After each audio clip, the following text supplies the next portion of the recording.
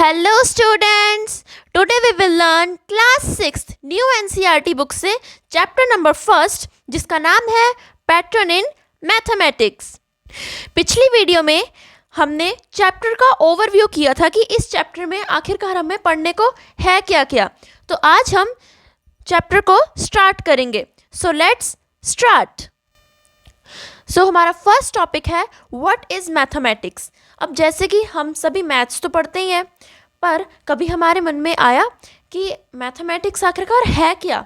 तो हम मैथ्स शुरू करने से पहले हम जानेंगे कि मैथमेटिक्स आखिरकार है क्या, व्हाट इज़ मैथ्स। तो चलिए देखते हैं। Mathematics may be viewed as the search for patterns and for the explanations as to why those patterns exist। यानी कि जो मैथमेटिक्स है वो हमें पैटर्न्स के बारे में बताता है कि पैटर्न्स का अस्तित्व क्या है। पैटर्न्स को स्पष्टीकरण करके बताता है कि पैटर्न्स आखिर है क्या, उनका अस्तित्व क्या है। यानी कि एग्जिस्ट का मतलब अस्तित्व, एक्सप्लेनेशंस का मतलब स्पष्टीकरण। आगे है such patterns indeed exist all around us. अब इंडीड का मीनिंग क्या है? इंडीड का मीनिंग है वास्तव में। एग्जिस्ट मैंने अस्तित्व। Such pattern indeed exist all around us in nature, in our homes and schools, and in motion of sun, moon and stars. They occur in everything that we do and see. यानी कि patterns किस किस में पाए जाते हैं, यानी patterns का अस्तित्व किन किन में है। जैसे कि हमारा नेचर, जो हमारा आसपास का सराउंडिंग एरिया है। नेचर मैंने पेड़, फूल, पत्तियाँ और जो भी हमारे आसपास है, जो भी हमारा नेचर है, उनमें भी एक पैटर्न है, यानी उनमें भी एक पैटर्न बनता है। इन आवर होम्स, अब होम्स में कैसे पैटर्न बनता है? होम्स में विंडोज़ हैं, अलग अलग साइज़ के रूम्स हैं, उन सब में एक पैटर्न बनता है। स्कूल्स में भी पैटर्न बनता है। स्कूल्स में विंडोज़ हैं और भी अलग अलग शेप एंड साइज़ के रूम्स हैं, उन सब में एक पैटर्न बनता है। And in the motion of the sun, moon and stars, यानी कि जो सन है, सन, मून, स्टार्स जो भी ये मोशन करते हैं वो भी एक पैटर्न बनाता है। They occur everything that we do and see, यानी कि पैटर्न हर वो चीज़ में बनता है जो कि हम देखते हैं और जो हम करते हैं। हर वो चीज़ में पैटर्न एग्जिस्ट करता है, बनता है। तो चलिए अब हम अपना नेक्स्ट टॉपिक करते हैं, पैटर्न इन नंबर्स। चलिए शुरू करते हैं।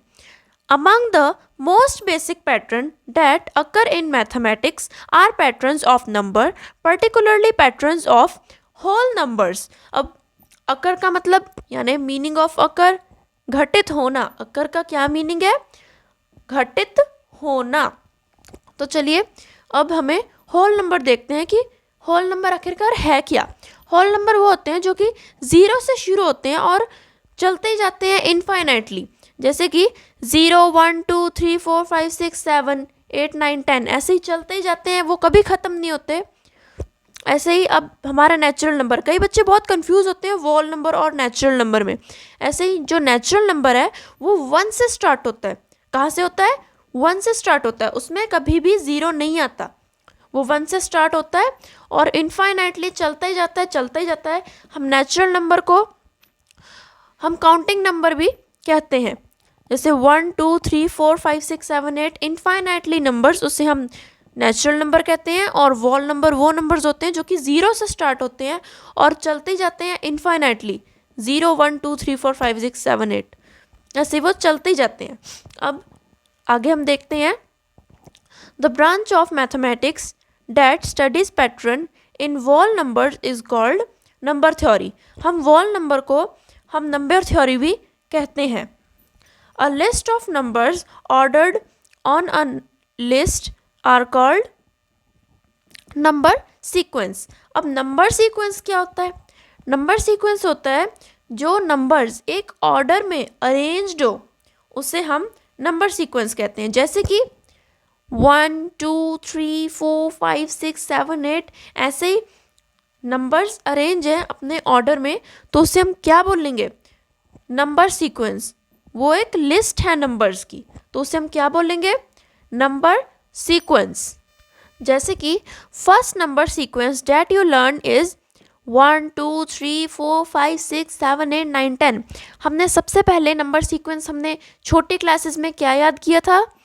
1 2 3 4 5 6 7 8 9 10। हमने कुछ इस तरह का नंबर हमने याद किए थे, तो इसे भी हम नंबर सीक्वेंस ही कहते हैं। तो चलिए अब हम एक एग्जाम्पल देख लेते हैं जो कि हमारी एनसीईआरटी, न्यू एनसीईआरटी बुक में गिवन है। एग्जाम्पल ऑफ नंबर सीक्वेंस, ये हमें एक टेबल गिवन है। अब हम समझते हैं कि इस टेबल में है क्या। तो जैसे कि आप देख रहे हो, सबसे पहले 1 1 1 1 1 1 हमें सबसे पहले दिया गया है 1 1 1, तो ये ऑल इज वंस, यानी कि ये सब 1 है। तो अब काउंटिंग नंबर्स, काउंटिंग नंबर मैंने आपको अभी थोड़ी देर पहले बताया था कि काउंटिंग नंबर होते क्या हैं। उन्हें हम नेचुरल नंबर भी कहते हैं। 1 2 3 4 5 6 7 ये 1 से स्टार्ट हो रहे हैं। ये कहाँ से स्टार्ट हो रहे हैं? 1 से स्टार्ट हो रहे हैं, तो ये इन्हें हम क्या बोलेंगे? Counting numbers. जैसे कि आपको पता है कि हमने कोई भी चीज़ है, मान लो हमारे पास 4 बुक्स हैं, तो हम उनको कैसे काउंट करेंगे? 1 2 3 4, हम उसे 1 से काउंट करेंगे ना, तो इसीलिए हम नेचुरल नंबर्स को काउंटिंग नंबर्स भी कहते हैं। तो आगे हम देखते हैं ऑड नंबर्स। अब ऑड नंबर्स क्या होते हैं? यहाँ पे हमें ऑड्स नंबर दे के रखे हैं 1 3 5 7 9 11 13, ये सब ऑड नंबर्स हैं। ऑड नंबर्स वो होते हैं जो कि 2 से डिवाइड नहीं होते, यानी कि 2 के मल्टीपल्स नहीं होते। ऐसे ही इवन नंबर्स, इवन नंबर्स क्या होते हैं? जो कि 2 के टेबल में आते हैं, यानी कि वो 2 के मल्टीपल्स होते हैं, वो 2 से डिवाइड हो जाते हैं। ये है 2 4 6 8 10 11 14 और भी कई आगे हैं, इन्हें हम इवन नंबर्स कहते हैं। आगे हैं ट्रायंगुलर नंबर्स। अब ट्रायंगुलर नंबर्स क्या होते हैं? यहाँ पे हमें दिए हैं 1 3 6 10 15 21 28। चलिए आइए समझते हैं कि ट्रायंगुलर नंबर्स क्या होते हैं। देखिए ये ट्रायंगुलर नंबर्स हैं 1 3 6 10। अब 1 3 3 से हमारे ट्रायंगल के कितनी साइड्स होती हैं?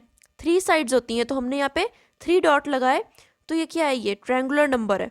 अब 6 से भी एक ट्रायंगुलर बन रहा है 1 2 3 4 5 6 6, यानी कि ये भी एक ट्रायंगुलर नंबर है।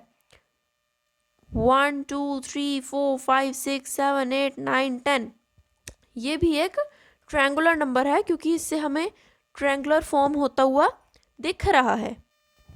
तो आगे हमें दे के रखे हैं स्केयर्स 1 4 9 16 25 36 49, ये सब स्केयर्स हैं। तो हम स्केयर्स को और ज़्यादा समझते हैं, तो चलिए आइए देखते हैं कि स्केयर्स आखिरकार है क्या। जैसे अगर हम 1 की पावर 2, यानी कि 1 को 1 से मल्टीप्लाई कर देंगे तो कितना आएगा? 1। ऐसे ही 2 की पावर 2, 2 को 2 टाइम्स, यानी कि 2 को हम 2 टाइम्स मल्टीप्लाई करेंगे तो कितना आएगा? 4। ऐसे ही 3 को हम 2 टाइम्स मल्टीप्लाई करेंगे तो कितना आएगा? 9। 4 को हम 2 टाइम्स मल्टीप्लाई करेंगे, यानी 4 मल्टीप्लाई 4, 4 4 ज़ा 16। 5 को हम 2 टाइम्स मल्टीप्लाई करेंगे तो कितना आएगा? 25, यानी 5 5 ज़ा 25। ऐसे ही हम 6 को हम 2 टाइम्स मल्टीप्लाई करेंगे तो कितना आएगा? 36, यानी 6 6 ज़ा 36। आगे हम 7 का स्क्वायर, यानी 7 7 ज़ा 49। 8 का स्क्वायर 8 8 ज़ा 64। 9 का स्क्वायर, यानी 9 का हम स्क्वायर करेंगे तो कितना आएगा? 81। 10 का हम स्क्वायर करेंगे तो कितना आएगा? 100। 10 10 ज़ा 100, यानी हर चीज़ को हम 2 टाइम्स, यानी हम 2 टाइम्स इनको मल्टीप्लाई करेंगे तो जो आएगा वो उनका स्क्वायर होगा, जैसे कि मैंने आपको एग्जाम्पल्स बताए हैं। अब आगे हम क्या पढ़ेंगे? क्यूब्स। क्यूब्स भी बिल्कुल स्क्वायर्स की तरह ही हैं। तो यहाँ पे हमें क्यूब्स की जगह हमें क्या दिया हुआ है, ये 1, 8, 27, 64, 125, 216। तो आइए अब हम क्यूब्स को भी समझते हैं। ये देखिए, ये क्यूब्स हैं। जैसे 1 का हम क्यूब करेंगे तो क्या होगा, 1 मल्टीप्लाई 1, 1 मल्टीप्लाई 1, यानी हम 1 को 3 टाइम्स मल्टीप्लाई करेंगे। इसमें हम 1 को कितनी बार मल्टीप्लाई करेंगे, 3 टाइम्स। फिर भी हमारा आंसर कितना आएगा, 1। तो हम 2 को भी 3 टाइम्स मल्टीप्लाई करेंगे इसमें।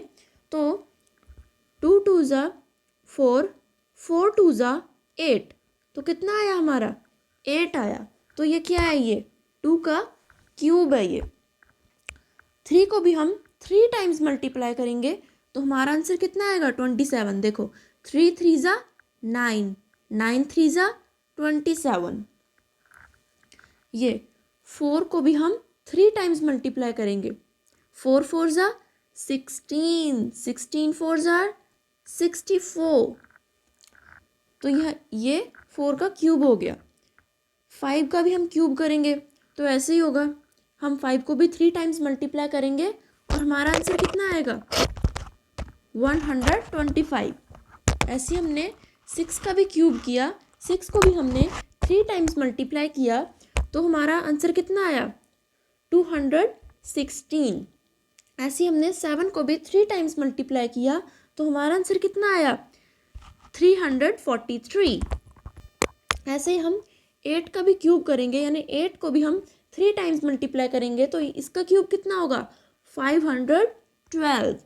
ऐसे ही हम 9 का भी हम क्यूब करेंगे, यानी हम 3 टाइम्स मल्टीप्लाई करेंगे तो कितना होगा, 729। ऐसे हम 10 का भी क्यूब करेंगे और इसका आंसर कितना होगा, 10,000। आई होप आपको क्यूब्स का कॉन्सेप्ट समझ में आ गया होगा। आगे हम करेंगे वृहंका नंबर्स।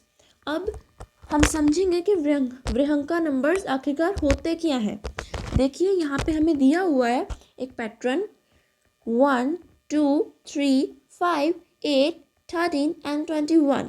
ये हमें एक नंबर्स का पैटर्न दिया हुआ है। अब हमें इसे समझना है कि आखिरकार इस पैटर्न में हो क्या रहा है। तो देखिए अब हम वृहंका नंबर्स समझते हैं। 1 को 1 से प्लस किया तो हमारा आंसर कितना आया, 2। अब आगे 1 को 2 से प्लस किया तो हमारा आंसर कितना आया, 3। और आगे 2 को 3 से प्लस किया तो आंसर कितना आया, 5। 5 को 3 से प्लस किया तो आंसर कितना आया, 8। अब 5 को 8 से प्लस किया तो हमारा आंसर कितना आया, 13। अब 8 को 13 से प्लस किया तो हमारा आंसर कितना आया, 21। बस यही पैटर्न था वृहंका नंबर्स का। आई होप आपको वृहंका नंबर्स भी समझ में आ गए होंगे। आगे हम पढ़ते हैं पावर्स ऑफ 2। तो देखिए पावर्स ऑफ 2 में भी एक पैटर्न बन रहा है, 1 2 4 8 16 32 एंड 64। तो आइए अब हम पावर्स ऑफ 2 को भी समझते हैं। देखिए अगर 2 की पावर 0 हो तो उसे हम 1 ही कंसीडर करेंगे। अब 2 की पावर 1 है तो हम उसे, जैसे 2 1 ज़ार 2, तो यहाँ पे 2 आ गया। अब 2 की पावर 2 है तो 2 को 2 टाइम्स मल्टीप्लाई कर देंगे, यानी 2 2 ज़ा 4। अब 2 की पावर 3 है ना, तो 2 को हम 3 टाइम्स मल्टीप्लाई करेंगे, जैसे कि 2 2 ज़ा 4, 4 2 ज़ा 8। ये इसका आंसर हो गया।